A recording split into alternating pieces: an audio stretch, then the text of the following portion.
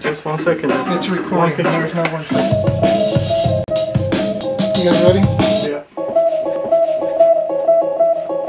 Well,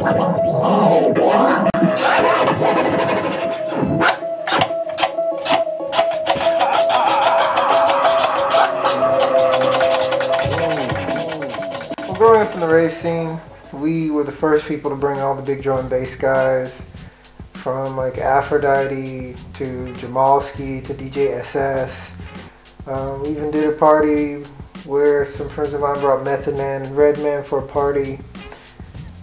I brought JS1, Rozelle, played and opened up for Mixmaster Mike a few times. I was blessed to play with Qbert once in San Francisco. Man, that was just, you know, with Coupe de Ville and everybody like that. The real B-boys, you know, they still dance, still break, turntablism. I miss those days. This was going on, man, back in, I guess, like the 1992 on up through 96. Those were the best years. I mean, me and my friends in 92, I remember I was just a kid. We were just started to do parties, man, because we wanted to have parties where we DJ'd all night. And we hated the clubs. I mean, we used to go to the clubs when the music was good, but the music started sucking. So, I mean, those were the good old days, and we just, you know, started our own parties. And the rest is history, man. And growing up as a turntablist, I mean, it was great. I got schooled by the best DJs, and every time when I saw them, I learned something. I mean, Shortcut, seeing P-Lo, I mean, seeing the Pickles, you know, when they were the Pickles back in Houston at Mike's spot, which was the only hip-hop spot because they closed every other place down in a huge-ass town like Houston. Just one hip-hop club. I mean, underground, real hip-hop. Not that rap crap shit, real hip-hop.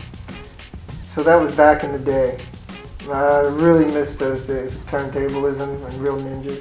Making the connections I did and going to San Francisco after me and my friends did an 80,000 plus person party. I mean, we got too big for our britches, and we showed them that we really knew what we were doing.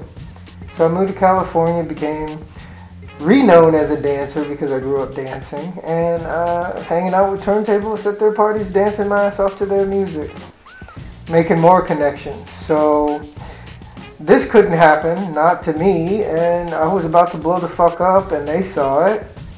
So I went back home and they started fucking with everybody I knew, and the rest is history, and I ended up on the streets. After seeing them fuck with my friends, my family, my business, connections, everything, I mean, living on the streets was just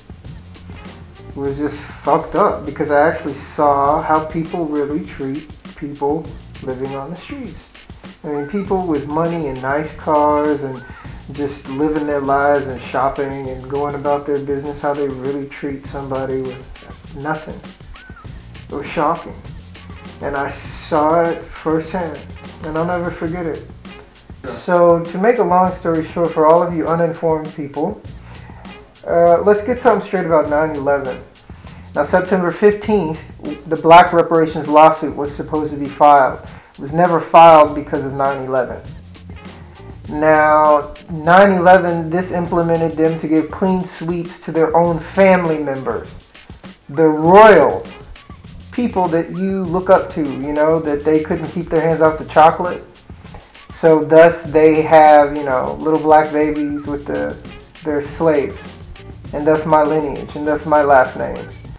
So we had to get the fuck out of Dodge because we were informed that these people owe us a lot of money because we're related to them, and so are our granddaddies and grandparents, and so on and so on and so on, and they never paid for shit. I came to Romania, started working in the music business, and met some shady, really Nazi motherfuckers.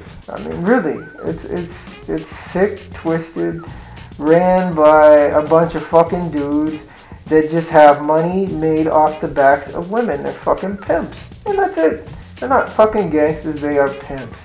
And they make money off the backs of beautiful women. And they do nothing but get fat and drive around Audis. And these are the people in the music industry and everyone looks up to. It's it's shocking. So I leave the States out of one fucked up situation and jump right back into another.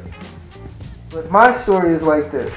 I mean, my first winter here, my first Christmas, which is Christmas again now, I mean, my U.S. consulate let me sleep outside. My consulate wouldn't do shit. I slept out in the fucking snow under a bridge in Teton Park for 3 days.